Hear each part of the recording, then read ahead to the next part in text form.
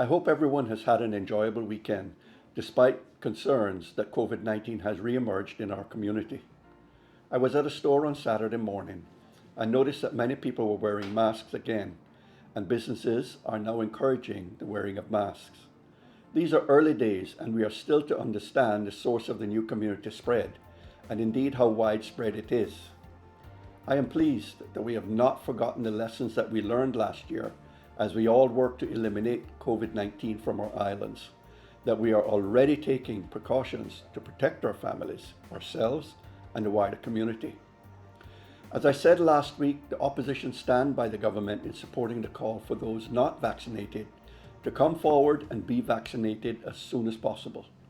It was therefore gratifying to see the hundreds that turned out at the vaccination clinics over the last few days, and I pray that these increased vaccinations will continue. Today, I wish to again highlight several points that I made last week when I addressed the country on Thursday and Friday. Those videos, like all the videos from the opposition, can be found on the Progressives website, Facebook page, and YouTube channel. I have said before, the opposition has an important role in keeping the government transparent and accountable. We also have a responsibility and indeed a duty to help the government to keep the country safe. Back in June, when the government and the opposition proposed specific opening dates, the environment was vastly different. The Delta variant, though a concern, was not understood then to be as dangerous as we now know it to be. 3 months ago, the United States was having vastly declining levels of COVID-19, but the highly contagious Delta variant has changed that dramatically, and for the worse.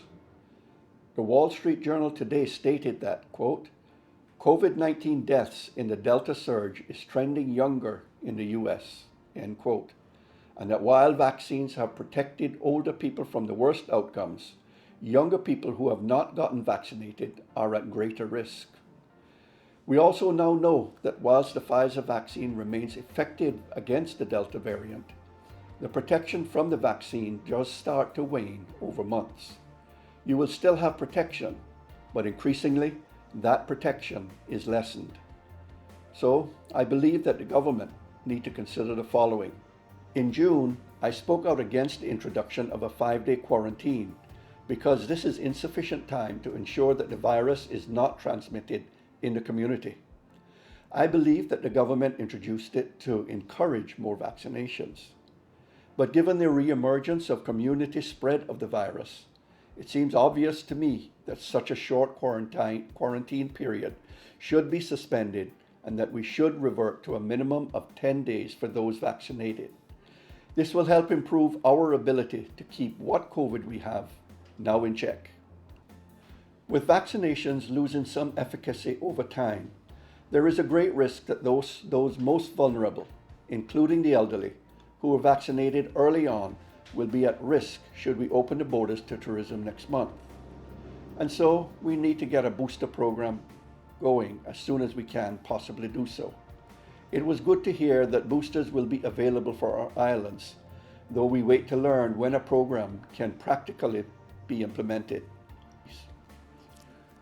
Lastly, I accept that the statistics reflect that there are very few children who get very sick and need to be hospitalized because of COVID-19, and even fewer who die from it. But when I think of the children in our small islands, including my own grandchildren, statistics are not what comes to mind. The pain and grief of possibly losing a child is my first concern. And so, as overseas health regulators and others consider the possibility of approving the vaccine for children under the age of 12, there is value in delaying opening up briefly to allow an answer to this to be found, if indeed there is one. The decision as to how best to open the border lies with our government. They will receive the best advice, and at the end of the day, the decision will be theirs. I ask they consider these points that I have raised in their contemplations. Have a good and safe week ahead, Cayman. I pray that God continues to protect and bless our 3 beautiful islands. Thank you.